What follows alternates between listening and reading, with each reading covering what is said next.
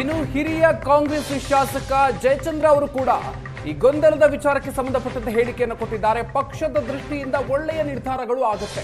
ಮೇ 5ರ ಒಳಗೆ ಮತ್ತೊಮ್ಮೆ ದೆಹಲಿಗೆ ಹೋಗ್ತೀವಿ ಅನ್ನೋ ಮಾತನ್ನ ಜಯಚಂದ್ರ ಹೇಳಿದ್ದಾರೆ. ನಾನು ದೆಹಲಿ ಪ್ರತಿನಿಧಿ, ಯಾವ ಮಂತ್ರಿಗೂ ಕಡಿಮೆ ಇಲ್ಲ, ನಾನು ಯಾವ ಬಣದಲ್ಲೂ ಇಲ್ಲ, ನಾನೊಬ್ಬ ಕಾಂಗ್ರೆಸ್ ವ್ಯಕ್ತಿ. ಏನು ಬದಲಾವಣೆ ಅನ್ನೋದು ಹೈಕಮಾಂಡ್ ತೀರ್ಮಾನಿಸುತ್ತೆ ಅನ್ನೋ ಮಾತನ್ನ ಶಾಸಕ ಜಯಚಂದ್ರ ಹೇಳಿದ್ದಾರೆ.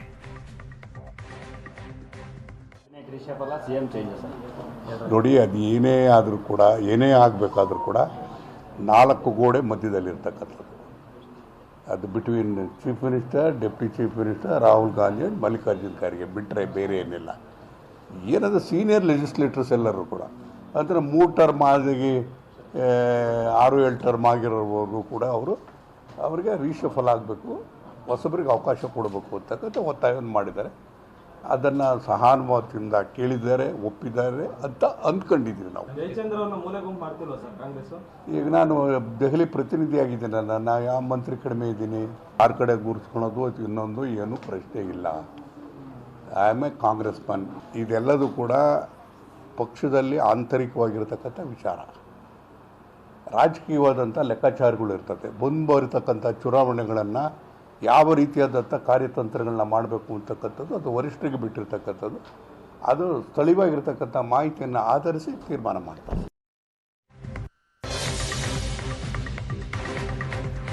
ಕುರ್ಚಿ ಕಾಳಗದಲ್ಲಿ ಈ ಸರ್ಕಾರ ಪತನ ಆಗೋದು ಶತಸಿದ್ಧ.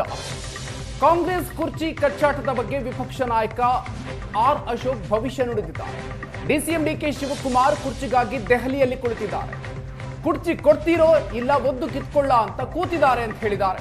ಡಿಕೆ ಶಿವಕುಮಾರ್ ಇಲ್ಲದೆ ಒಳ ಮೀಸಲಾತಿ ಬಗ್ಗೆ ತೀರ್ಮಾನ ಮಾಡಿದ್ದಾರೆ.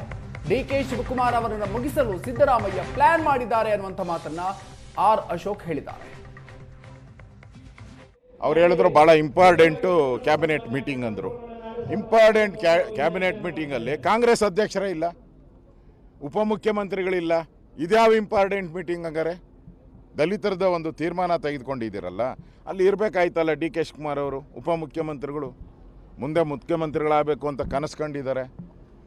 ಈಗಾಗಲೇ ಡೆಲ್ಲಿಯಲ್ಲಿ ಅಲ್ಲೇ ಚೇರ್ ಹಾಕ್ಕೊಂಡು ಭದ್ರ ಕೂತಿದ್ದಾರೆ. ಕೊಡ್ತಿರೋ ಇಲ್ಲೋ ಒತ್ತು ಕಿತ್ಕೊಂಡ್ಲು ಅಂತೇಳಿ ಅಲ್ಲಿ ಖರ್ಗೆ ಮನೆ ಹತ್ರ, ಎಲ್ಲರ ಮನೆ ಹತ್ರ ಸುತ್ತುತ್ತಾ ಇದ್ದಾರೆ. ಅಲ್ಲಿ ಅವ್ರು ಸುತ್ತುತ್ತಾ ಇರೋವಾಗ ನೀವು ಇಲ್ಲಿ ಮಾಡಿದ್ದೀರಾ ಅಂದರೆ ಡಿ ಕೆ ಶಿವಕುಮಾರ್ಗೆ ಟ್ಯಾಂಕ್ ಕೊಡೋಕ್ಕೋಸ್ಕರ ಇದು ಮಾಡಿರೋದು. ಡಿ ಕೆ ಶಿವಕುಮಾರ್ ಅವ್ರನ್ನ ಈ ಸಮುದಾಯದ ವಿರೋಧಿ ಅನ್ನೋದು ಬಿಂಬಿಸೋಕ್ಕೆ, ಯಾವ ದಲಿತ ಸಮುದಾಯದ ವಿರೋಧಿ ಅಂತ ಬಿಂಬಿಸೋಕ್ಕೋಸ್ಕರ ಮಾಡ್ತಾ ಇರುವಂಥ ಒಂದು ಕ್ಯಾಬಿನೆಟ್ ಇದಷ್ಟೇ. ಇದೆಲ್ಲ ಸಿದ್ದರಾಮಯ್ಯನವ್ರ ಪ್ಲ್ಯಾನು. ಅವ್ರು ಮೊದಲಿಂದ JDS ಇದ್ದಾಗೂ ದೇವೇಗೌಡರನ್ನ ಹೆಂಗೆ ಮುಗಿಸ್ಬೇಕು ಅಂತ ಮಾಡಿದ್ರು.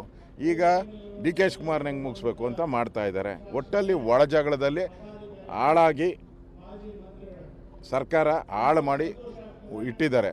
ಸರ್ಕಾರದಲ್ಲಿ ಏನು ಅಭಿವೃದ್ಧಿ ಕಾರ್ಯ ಆಗ್ತಾ ಇಲ್ಲ. ಬಡ್ಜೆಟ್ ಆಯ್ತಲ್ಲಪ್ಪ, ಬಡ್ಜೆಟಲ್ಲಿ ಏನೇನು ಘೋಷಣೆ ಮಾಡಿದ್ರು, ಒಂದು ಆರ್ಡ್ರೇ ಆಗಿಲ್ಲ. ಆರ್ಡ್ರ್ ಇಶ್ಯೂ ಮಾಡಬೇಕಾಯ್ತು, ಒಂದು ಆರ್ಡ್ರ್ ಇಶ್ಯೂ ಮಾಡ್ತಾ ಇಲ್ಲ. ನಾನು ಚೆಕ್ ಮಾಡ್ತಾ ಇದ್ದೀನಿ, ಆರ್ಡ್ರ್ ಯಾವುದು ಇಶ್ಯೂ ಮಾಡ್ತಾ ಇಲ್ಲ. ಅಂದರೆ ಈ ಸರ್ಕಾರ ಕುರ್ಚಿಯ ಕಾಳಗದಲ್ಲಿ ಈ ಸರ್ಕಾರ ಪತನ ಆಗೋದು ಶತಸಿದ್ಧ. ಕುರ್ಚಿಯ ಕಾಳಗದಲ್ಲಿ ಈ ಸರ್ಕಾರ ಪತನ ಆಗುತ್ತೆ.